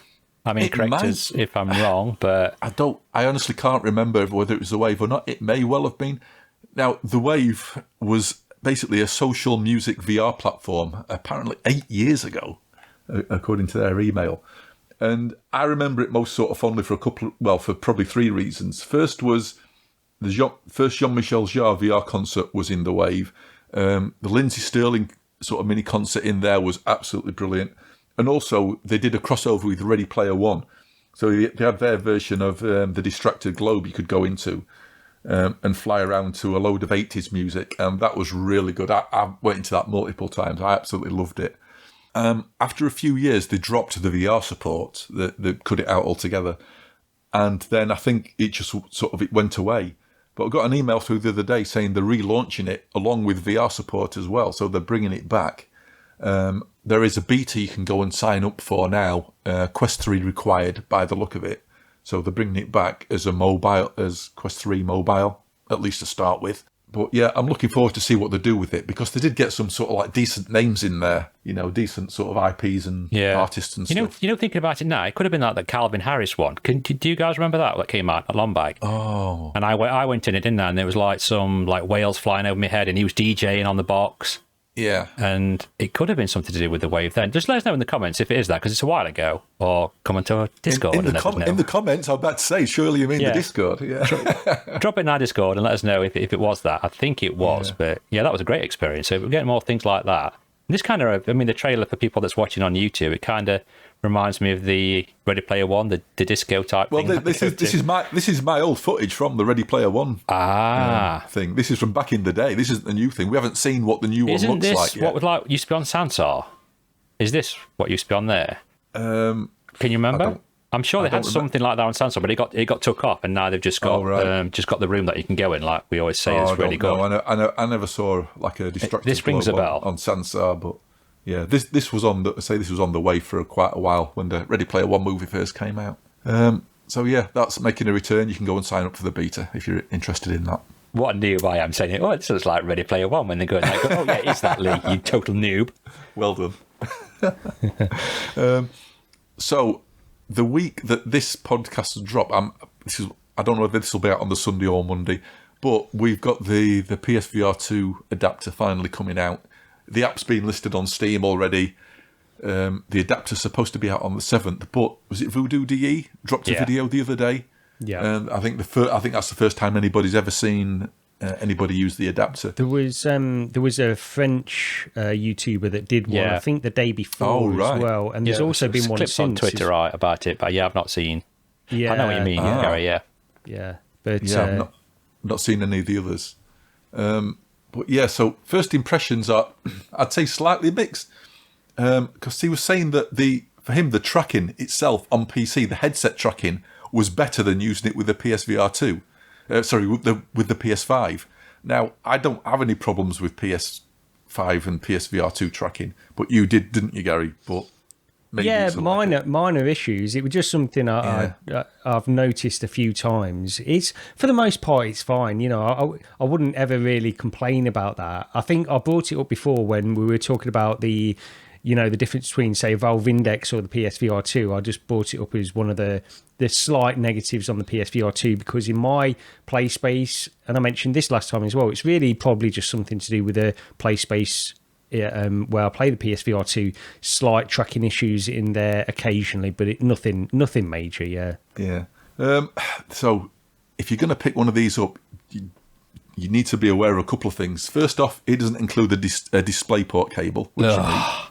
Which is I'm really pissed off with that. But what's the point in it's an extra tenner, right? They're only a tenner and you've got to purchase it, get it from Amazon or wherever you get it from. But you don't go and buy a car and then you go to pick it up, it's on bricks, and so you've got to pay for it wheel separate, mate. Sorry about that. Do you know what I mean? Why give something out like they're charging 50 quid for anyway? That's not worth 50 quid.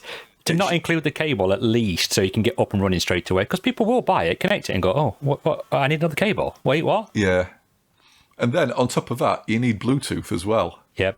I know, this is bloody annoying. This is because I was always under the impression, I think you mentioned, Rog, when we were speaking about this in a couple of podcasts ago, where you said that it doesn't connect directly to the headset, with the controllers don't connect to the headset in the way that pretty much every single other VR system that I think I've ever used does.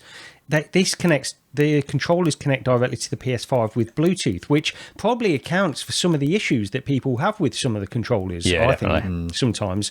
But yeah, so not only do you need a Bluetooth, they've created this adapter, but they've not included what would be essentially like maybe a couple of pounds worth to incorporate a Bluetooth adapter into the adapter itself. So you have to either have a PC which has Bluetooth built in or get a separate dongle. Again, it's not expensive to pick these dongles up. But as Voodoo was showing, it's had mixed results. Didn't he try 4? And one of them didn't have the pointers, one of them wasn't working. So even if you have got it on your PC, it's not guaranteed that it's going to work by the looks of it. Yeah, and you can pick these dongles up for like I say, £10-12, but it's just another annoyance for me. It is annoying. I know he listed a couple of under his original video, didn't from he? Sony, which Sony have said have recommended as TP-Link one and another one. I've got one. I'm looking at the box of one that was recommended, by the way, under his video, because I ordered it yesterday and it's just arrived on Amazon this morning. So one of them is the TP-Link UB500 adapter, which is one they recommend. So that's the one I'm going to be trying out. But like you say though, Gary, how much is it really going to cost them to incorporate that actually in the box that just takes all the, the blocking out in first place? Because that's what it is, really. I mean, all it is, it just feels like, because it's not a big deal. Like you were saying, Lee, about the cable, it's a cheap cable to get anyway. It's not a big deal. But people that get this, as you mentioned, they don't necessarily expect to think they've got to get something else on top of that. Yeah. And that's the hit thing. And this is why it feels, everything that Sony do lately, it just feels lackluster. Like they're just not doing even, they're not going the extra mile. They're not even getting to the first mile before going the extra mile to do anything. It's the main problem I think we've got is that I've seen a lot of people who have historically been console gamers have been buying PCs. It's a shocking amount. Yeah. And this is on VR focused Discords, obviously. But more people doing that than I would have actually expected. And so if you're already in the PC ecosystem, if you've been a PC user for a long time, you're probably used to this sort of thing. You've probably got a spare DisplayPort cable. If you've got a recent PC, you've probably got Bluetooth you can at least try to see if it works before you need to buy an adapter. But yeah, for the console crowd coming over who are used to sort of basically plug and play, this is not good. It's just it's dropping the ball again. One of the things, so Petrifying Pumpkins, he's picked up a PC, and he's not really a PC guy, and I think there's a lot of people that are in his boat where they're not traditionally, like, they don't know anything about PCs, they don't know, and I think it's going to cause some problems because we all know, like, there's so many things that can go wrong. There's so much hassle in setting things up, especially if you don't know what you're doing. So I do worry a little bit about that side of things, but I think you can learn quickly as well. If you really want to play PSVR2 on a PC, you can sort of get to grips with stuff pretty quickly and get up and running. But it's just it's that getting up and running that could be a problem for some people. If they haven't got all the gear. It might not be such a smooth experience. I know he was having some issues with the controllers, wasn't he? With like jerking a little bit on the screen and not quite syncing right. So, I mean, that'll get improved by firmware updates and software patches and things like that. I would have thought so. That did seem to be down apparently to the Bluetooth. The Bluetooth. And you might get it. It might be spot on. So somebody else that did test it. I've not got the name, and I've not even seen the video. But there was somebody else talking about it on YouTube, and it's been on the subreddit. But somebody else that has got one and has tried one, they said they had no issues with the tracking on the controllers at all. Hopefully that's not like a major issue. Yeah, excellent. But more in the PSVR news. There's been obviously the big discount, £200 off, which came out of nowhere. This is not long after they did that. Was it 80 quid sort of discount they did a while back? I wish they'd done this at launch, but you know. It's I mean, it's about if you've been thinking about picking a PSVR2 up, and especially if you're a PC owner as well, then bargain. 349 quid in the UK, although I think, as you pointed out, Lee, it's 329 at Smiths. If you can still pick them up, because apparently they've been selling out, so I did see that you can only get them. I think they're sold out everywhere now, apart from from PlayStation, the Sony PlayStation website themselves direct. Is what the last I heard. So I don't know if they're getting any extra stock in the other retailers. But I mean, this is the thing, isn't it? It comes down to price. This is what loads of people were saying right from the very beginning. It costs more than the console. It's always going to be a barrier to entry to a lot of people. And this proves it. You know, this is the price that is going to sell these units. The problem is with that is, I mean, because if you say, you know, this is the price it should have been at launch, that's absolutely right. I just think what we're really asking for there is a headset which doesn't have as many features in it, because they obviously couldn't get to this price at launch. They're probably struggling to get to this price now, and really it just comes down to that. We don't know the numbers. We don't know what it cost them to make these headsets. It's got Tobii eye tracking in there. There's probably a license for that, as people have pointed out as well. It's got the haptics, and I mentioned this to you, Rog, as well. It feels a little bit like, on the one hand, there's so much passion behind the PSVR2 in how it seemed to have been made. Like they've packed it with all these features. You think they're really behind VR. Sony are really behind VR by packing all these features in. OLED displays, which are not cheap. The eye tracking, as I mentioned, the haptics, all this kind of stuff. And then they release it and they don't really market it to the extent it deserved. And you just think it's like the one hand's not talking to the other, where there's obviously passionate people there that want to make it one of the best headsets they can do for a certain price, and others that, managerial that just don't seem to see the value in it or marketing it at that point of view. And it's just it's a struggle. So this is the price it needs to be. It can't be that price, and that's the problem, really. Yeah, and on the other foot, the other hand, I can't. I mentioned this to somebody the other week. I was replying to a tweet to Half Deck, who does the arcade time capsule. I can't turn my TV on without seeing a Meta Quest 3 advert. It's ridiculous. It's like, but I have never, ever, ever seen a TV advert for PlayStation VR2. No. Already, I can't think of any advert, in all honesty. It's just so underrepresented. It's Well, what do you think about this price drop? Because there's two schools of thought on this. Is it them just getting rid of all the stock they've got so they can call it a day with the PlayStation VR2 and not have to worry about it as much? Is it to coincide with the PC launch? The problem I've got is they've barely advertised this massive price drop. You would expect, if this was like a move to get behind it and show people, this incredible price drop. There's been a tweet, I think, a couple of tweets on some of their Sony accounts. Yeah. And that's pretty much it, as far as I know. It's like any PSVR2 news, isn't it? It gets relegated to a blog post, and that's all they're bothered to to. Yeah. Well, I don't even think that if they even done a blog post. That's the thing. I don't even. Good point. I don't even think they've done that. That's I mean, I don't know myself actually, but I didn't see one anyway. But it's utterly infuriating because it's a good headset, and at that price, like we say, if you're in both ecosystems, if you're PC and console, it's a very good price. And the thing is, this is gonna it has sold out. They are getting rid of the stock if that's their aim. So we're getting a lot of people in. Problem is, it's too late to make a difference in terms of getting anything other than what was either being developed at Sony in the first place. We don't know if there is. There's this rumor about the two titles. There's no way this is going to make any kind of impact in anything other than perhaps some indie devs now see it worthwhile as porting over. Yeah. This is the thing, because they could come into it if they're not into PCVR. And the PSVR2 user have got the PC and they're going to come into that, and they see folks playing Half-Life Alyx. I mean, as fantastic as it was, and it still is fantastic, are they going to think, well, hold on a minute, then this is the best thing I can play as a 5-year-old game. What can I play now? And then when they realise, well, they know what you can play now, really. Are they...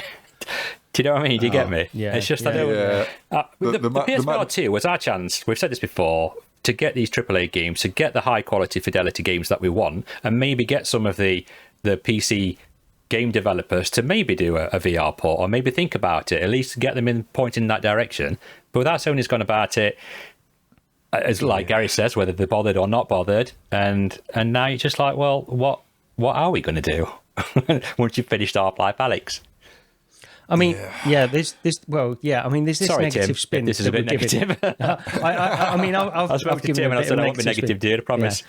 To be fair, though, I mean, look, either way, it's good news. It's good news for people that want to get it, that want to get in. The more people that have the PSVR2, the more chance it's got of not being the last headset that Sony decide to release for a PlayStation, at least for many years. And at least it might send them that message that, look, this that they got the price wrong, and they can sell a VR headset. The customer base is there. You've just got to price it right.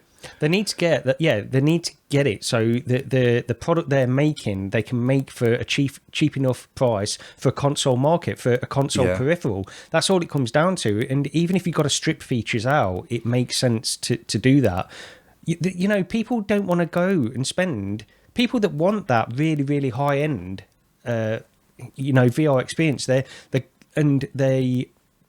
are willing to spend the money. They'll get a PC and the whatever high-end VR headset they want to use. A console market, it needs to really, it's focused on that budget price to give people a decent experience on that platform. And they've just failed. There's just a disconnect between the PSVR2 and what they wanted. I don't know. It's like I say, it's one hand not talking to the other, I think. Yeah. Because in some ways, when this was first announced, all the features were announced. We're thinking this is going to be incredible. Then the price gets announced. It's more than the console itself. And we hoped, I did. I hoped it'd just get over that and people would see it's that expensive because of all these features. But it's clearly not. And clearly, price counts for a hell of a lot. Quest 3, it's not sold as well as Quest 2. Price, it's all down to price. Yeah. Oh, well, we'll see what happens. But yeah, like I say, at least hopefully it'll send Sony that message that they can sell headsets. Well, there you go. Yeah, they sold them now. Start banging some games out, Sony. So back to Meta. And we've talked about this before, haven't we? About what's going off with the referrals. Sneaky. And yes, the terms and conditions have been updated. And yes, the referrals have been massively nerfed. To the point that you can now get as little as £1 per referral for, I think, I get any game that goes into something maybe is the £10 to £15 range 20, or something. It's staggered, isn't it? There's different price ranges, and now for it to get your sort of was it $5 or £4 back, that only happens on a game that's over £50. So that is shocking. The other big change in we knew that it had happened anyway, is that you can only get 3 referrals now, 3 people using each individual referral. And well, this is a thing I'm not entirely sure. I don't know if you heard about this also, Rog. It's only 3. It's people on your friends list. These have to be your friends as well. So you can't just drop a code out for some random person to pick it up, like on a GitHub page, for example. That would explain why I've been unable to use sort of random referrals for the past month or two. So they have to be on your friends list. They only get 15% now instead of the 25, and you'll only get £1 back, maybe, because most of the games are under £20, aren't they? Yeah. Is it really worth? I don't know. I suppose everything mounts up, but my friends are all content creators and you guys, so it's like I'm not going to get any benefit from these referrals now, which is a shame. I'll say the daft thing, but the thing with it is, I can't even really blame Meta at this point because we've said this all along. They messed up. They messed up with that referral scheme from their point of view, not for us. For us, it was an absolute bargain. But they priced it so wrong because you could literally buy a game with credit you already had, put your referrals out, and then get more back in credit than the game cost anyway. Yeah. And I've said this before. I've not spent anything on Quest games in the past 2 years. It's all been referral money. They got it so wrong. If you put the effort in, you just didn't have to spend money on Quest games. And at one point for me, it just became self-sustaining. I'd stopped even trying to make an effort of putting new codes out and stuff because all my stuff was on the Metadog website anyway. So every so often somebody would randomly get one of my referrals anyway. And so they got it very, very wrong from their point of view. And considering how much money they are, in quotes, losing on the virtual reality, it was Well, yeah, I mean, the games, they were losing loads. I mean, when you think about it, somebody uses a referral for like a £12 game, they get 25% off. Then the person that referred them gets another £4. I mean, they're not making anything out of it at all. They're losing money on it, effectively, because they're going to have to pay the devs the difference between that. Because it did come out of Meta's pocket, of course, not the devs' pocket. So I don't, this is, to me, I've still got over £100 worth of credit, and I don't really see this. I don't know. You guys have done it. I've like very barely had £40 right through this entire thing. So now I can't even make most of that. I didn't do anything other than put it on that Metadog. Yeah, that's what I've done. I did a couple. I did a couple of posts on the thing. Rog, you told me on the Oculus subreddit. I did a couple of posts on there, but other than that, it's all just been through the Metadog website. Which really, I mean, I suppose that's not any use anymore, is it, for people? If you've got to go through your friends list, and also it does make. I mean, with this at least, I suppose it makes sales more worthwhile because, I mean, during a sale, unless a game is discounted more than 25%, then there's no point in even paying attention to sales on the Quest. This was it. Sometimes you'd get things going on sale for 15 or 20% off, and people were like, well, why would I even bother with the sale? Yeah. When I can get a better discount using a referral. It never made any sense. It never made any sense at all. But yeah, that's that. Quest V68 we covered earlier on. Yeah. So HTC teasing a new headset. I pretty much don't know anything about this. Well, yeah, they had an image, I think. They released an image on just saying something or other on the Twitter thing, their usual stuff. They're just sort of showing a little outline of a corner of a headset or something like that. But then Brad Lynch leaked some of the specs of it. It's not really very exciting, to be honest. So it's like what is it? The XR Elite, the similar kind of headset to that. It's using the same processor, it seems like, the system on chip, the XR2 Gen 1 still, although I think it's got a bit more RAM. It's got the 12GB version, which is, I think, the plus version of that chip. Right. It's still using Fresnel lenses. All right, then. Okay, next topic. We are going to the only interesting thing about it's got built-in eye tracking. That's pretty good. And it also allows for DisplayPort alt mode over USB-C as well.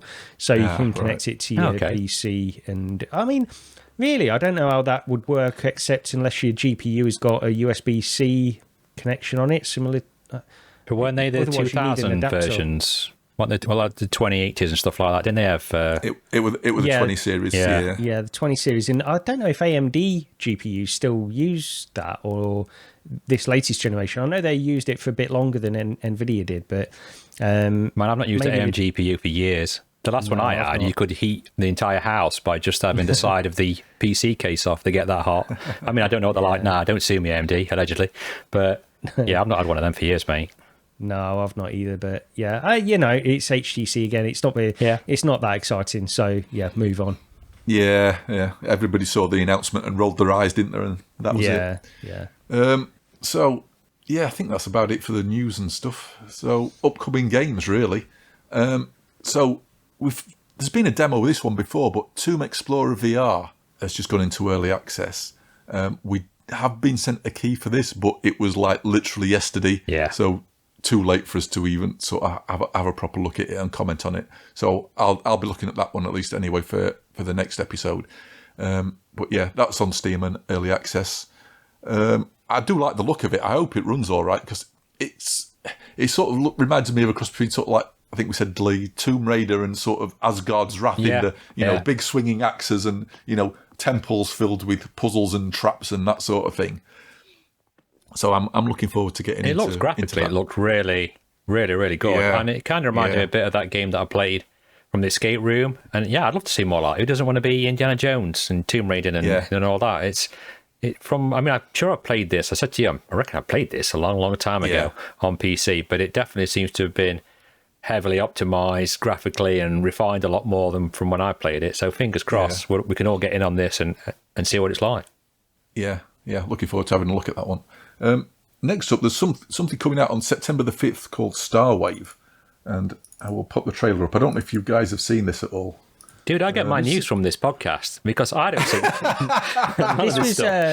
This was on, wasn't this part of the upload showcase? I don't know. I think this one was. I think I probably fell asleep during the upload showcase again. Yeah, I'm pretty sure it was. I'm pretty sure this was on there. Oh, okay.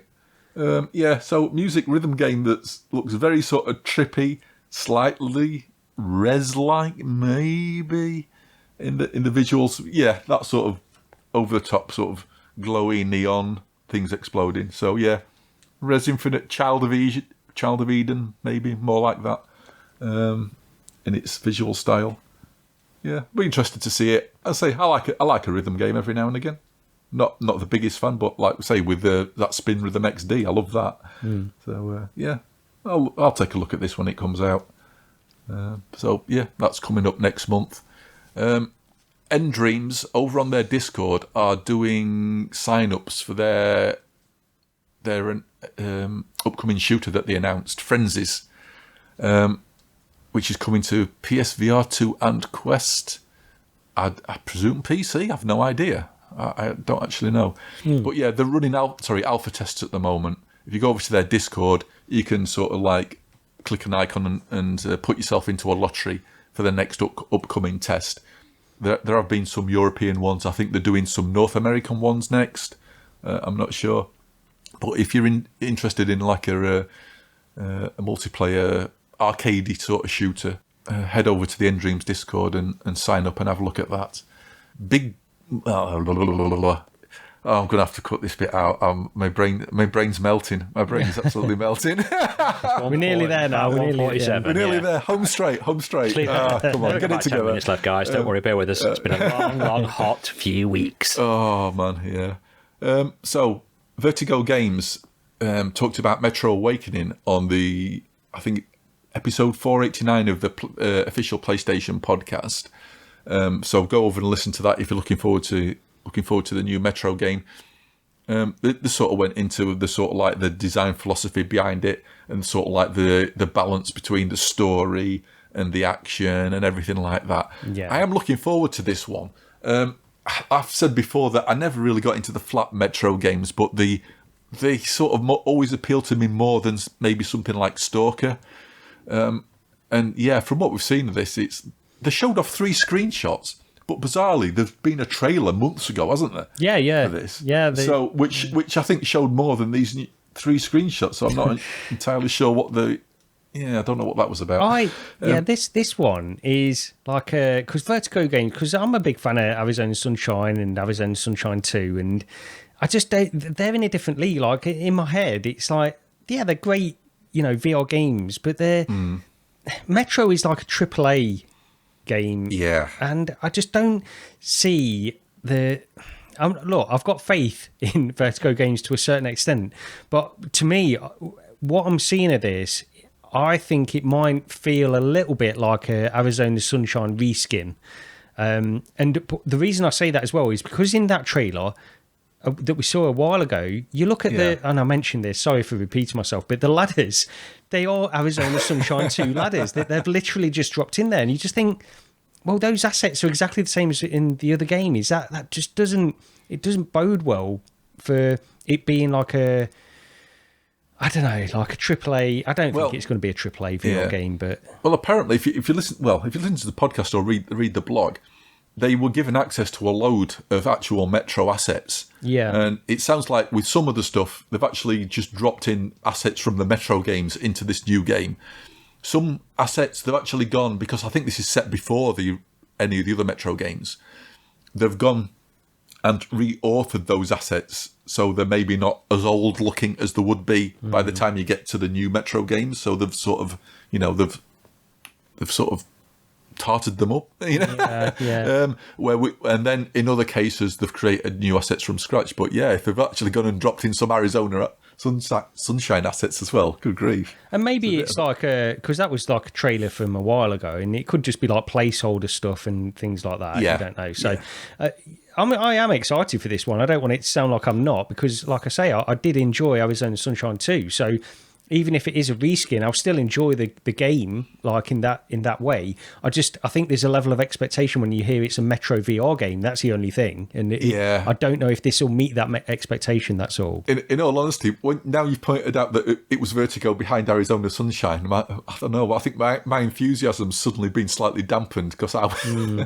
was never, I'm not the biggest fan of those games. In all honesty, but we'll see. Hopefully it'll be good. So no release date, just that it's out at some point this year, so probably a holiday release, maybe. Who knows? This one I'm looking forward to as well, Aces of Thunder. Yes. The World War II combat flight sim. Now, this originally had only ever been announced for PSVR2, but it's now coming to PC as well, so read into that what you will. But yeah, I mean, I'm glad it's on another platform. It does look good from the trailer we've seen. Yeah, it looks really nice. It looks impressive. Multiplayer, right? Fingers crossed. Yeah. So, could you and Gary be flying Spitfires next to each other then?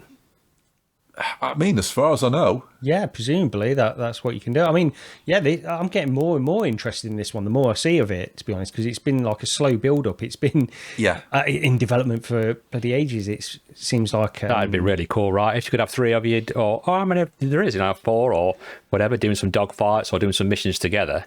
I don't think we know exactly how many... Unless it's just some sort of multiplayer, a different type of thing, but perhaps I'm just... rolling out my fantasy flying game, I don't know. I assume like they'll have like PvP modes and then PvE as well. I don't know. So it looks really nice. The video showing now that for people watching on YouTube, is this a PCVR or is this? I would have thought so. I don't know what it's from. I've no idea. No, it looks really smooth. They've got, I think they've got 24 different planes or something. They're all modelled inside and out as well, apparently. Yeah. There's loads of stuff going on with I can't remember which ones, but there's 5 different nations in there. Yes. Obviously, yeah. So, nice enough selection anyway. And also, I know that Brian from PSVR, well, just without parole now, he's said that this will be native frame rates as well, 90, I believe, on PlayStation VR2. I'm pretty sure... Don't take my, research. No, that's it. I'm taking that as fact now. I'm almost certain he said that the developers have told him that, so it's going to be 90 native. Oh, wow! I wouldn't have guessed that. I would not have guessed that. Looking at the visuals, I'd have thought that it'd have been reprojected. It looks so smooth. The trailer. I mean, the thing about the trailers is we pick up more maybe than other people of what frame rates are and things. So when it's jerking and when we're like, don't like that frame rate already, but that was really smooth. Got me doubting myself now, but I'm almost certain. That's it. I don't want to be blamed if people pick this up thinking it's going to be 90 native and then it turns out it's not. So, well, Gary did say it. If you want to go back and just clip that part and then go to DM him directly. That's it. So finally on the list, Lee, you're off to London. I am. My favourite place in the UK is actually London. It's not, by the way. But yeah, I saw a tweet by Ralph, who's the PR guy for XREAL. Now, XREAL make... I don't know what they're called these days. I don't think they're called like spatial goggles or the spatial glasses, or they changed the name a while, don't they? Yeah, I don't know. You probably know more about these, Gary, than what I do, to be fair. Well, XREAL, they've been, because they were called NREAL before. They do these kind of glasses in the past where, like the NREAL Air and stuff, where you can put these like virtual monitors up and stuff like that. So they're like AR glasses basically, but cut down version, and they don't have all the functionality of proper AR glasses. But these ones, they are sort of gradually moving in that direction. I don't know a lot about the latest products that they put out. I think it's called the Beam Pro. Again, I don't really know too much about it, but it does connect to some kind of mobile-looking device. So it's like a mini computer type thing, and it uses that. I think you can take spatial videos with it. Again, I'm just subjective. I've not really looked into it. I want to be surprised on the day. So, I'm going down there. I'm meeting up with Clickster and Game on Scorpio. I think Buck's going down, and I think it's called the Brewdog Brewery, or it's somewhere near. Oh, what's it called? Oh, I forgot. Anyway, it's in London. No, it's somewhere near the London Eye. I can't remember the name of it exactly. I'll probably remember as soon as I finish the podcast when my brain's on one. It's nearly 2 hours, so you have to forgive me. But going down there on Thursday, and it starts at 6:00 for a few hours. Should be good. Catch up with a few folks, try them out. I think the XREAL 2s maybe that Dr. Oculus had, they were like a red frame. I could be wrong, but I tried them and I was quite impressed. And looking forward to meeting up with folks, and hopefully I can try and snag a pair, and then you guys can try them as well. And it should be a good day. I'm looking forward to going down. Nice. And I think we've done it. By Jove. Did you want to mention anything about the Discord? Oh, we might have mentioned it. And keys and Rogue Ascent VR. That's actually coming to Steam. I got an email from the devs, and they said, you don't have to do any coverage of this. You don't have to do absolutely anything. But would you like any keys to give away for the Steam VR version? Just as a thank you, really, for talking about the game before. And I know you guys have played it probably more than me. But it's coming to Steam, and I think we have... I don't know how many keys we have. Rog, how many do we have? I don't know. I can't remember. We've given some away already, haven't we? Yeah. Didn't you have 4 and you've given 2 away? You got about 2 I think I've given 3 away now. Okay. Probably should have talked about this before we started. There might be a key available if you're lucky. Yeah. Unless you've skipped through the entire sort of like different parts of the podcast, you might have spotted a key inserted somewhere into the video anyway. But come and have a chat on the Discord. You never know what you might find on there. Waterloo. That's where it's at. Right. That XREAL thing's at Waterloo. I'll just have a look. Yeah. I just wanted to give a shout out to a couple of other podcasts I've been listening to recently. First off, VRverse, what Dr. Oculus and VR Realm do. I've been catching up with their podcasts when I've just been. It's because it's been too hot to do anything recently. It's really bad. So I've been playing my filthy casual games again on flat and listening to podcasts. So been catching up with VR Realm podcast. And Cross Button VR as well, which I don't know if I've listened to before. Yeah, I've Games with T. I think they've just swapped to their own YouTube channel now. Yeah. So go give them a follow as well.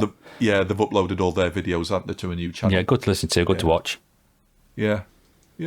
So if you want more VR content, go check out the VRverse and Cross Button VR as well. And the VR gaming podcast as well. I think that's it. Anything else? Yeah, I don't know if I mentioned it, but we do have a Discord. If anybody wants to come to that, we'll leave a link below and then come and chat with us and discuss VR and other things as well, whatever you want, really. Yeah, we'll have to try and get some walkabout mini golf games going. Yeah, definitely. I know we jumped in last night at midnight, didn't we? Yeah, do you want to tell your score, Rog? Or do you want to skip that bit? Don't make me use the duck. Don't make me use the duck. Yeah. Oh dear. Yeah, it was a mare. It was an absolute. I mean, that first shot, dude. I don't know. Right, the first shot, Gary, on hard. You might not have seen it. There's a sheep, right? And it's got sort of hanging out one of the holes, right? The very first hole, and Roger managed to sort of clip the ball between its hoof somehow. I managed to wedge the ball under the sheep on the very first hole. It's like he couldn't get it out. It was downhill from there. Did you reach the limit then on that hole? I think we're on hole 3 and Roger was on about +5 already. It would. I mean, it shows you how bad it was. I think I was still up till hole 16. I was still on minus on the hard course until I made a total mare on that by not reading the hole proper, not realising, saying, "Oh, this hole's really bad for a par 2." Well, then you got to hit it through there and do that. And then Roger's like, "No, you just hit it in the hole." So I didn't realise that. We were all over par, weren't we? Oh yeah, it was not good. No, it was not. Yeah, brilliant course. There you go. You can come and join us in the Discord and see if we can get some games going anyway. Yeah. I won't be there, but Yeah. The other thing you can do, if you want to support the podcast as well, please subscribe if you haven't. We always appreciate any subscriptions we get, any likes we get. Please do those. And the subscribes are important, just for the fact that it does really count when somebody looks at us and decides whether to give us a review key or not. There are you can see it. There's channels out there who have way more subscribers than us, but get even less views on the videos. But they'll get a key, they'll get a review key, and we won't. And basically, the views don't matter. The views don't count. Yeah, it's the number of subscribers you've got. That's the number that people look at. So very much appreciated if you could give us a subscribe if you haven't done. And who knows? We were discussing maybe we may do this live one day. Yeah, maybe next time. Maybe. We'll see. Maybe. It might be. Let us know in the Discord if you'd like us to do this live, and if you'd like to join in with us. Yeah, cameras will not be involved. No. At least not from me anyway. I mean, I'm usually half naked, so it's probably not a good idea to show my camera. Occasionally fully naked, but yeah. Well, you can't see it at the minute. My camera's cut that, but I've got nothing on underneath. I mean, I've got my camera showing in Discord, but you guys don't see that. But yeah, I am. No, I assume you're naked. Oh yeah, yeah. Now, I've got the show documentation just over the top of the Discord because I just don't want to see it. So.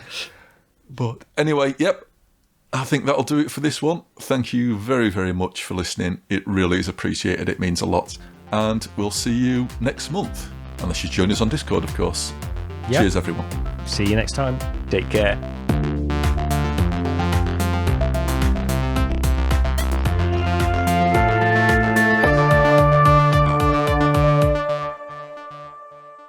I meant to mention the VR Gaming Showcase coming up as well. I forgot to mention that. But I mean, Oh, Oh so. yeah.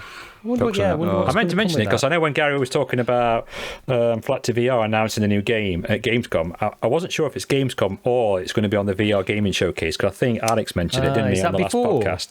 Is that before the Gamescom thing? Then is it? It's the 16th, is it, or 15th? I'm not sure. So I think it is before. Gamescom. That will be before. Yeah, that's before Gamescom. I think. Yeah. Okay. I mean, if you've got enough room, just slap this bit at the end, Rog, and then focus on it. I was just thinking, you whack it on the end.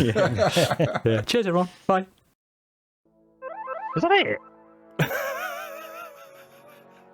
You're kidding me? Great, isn't it?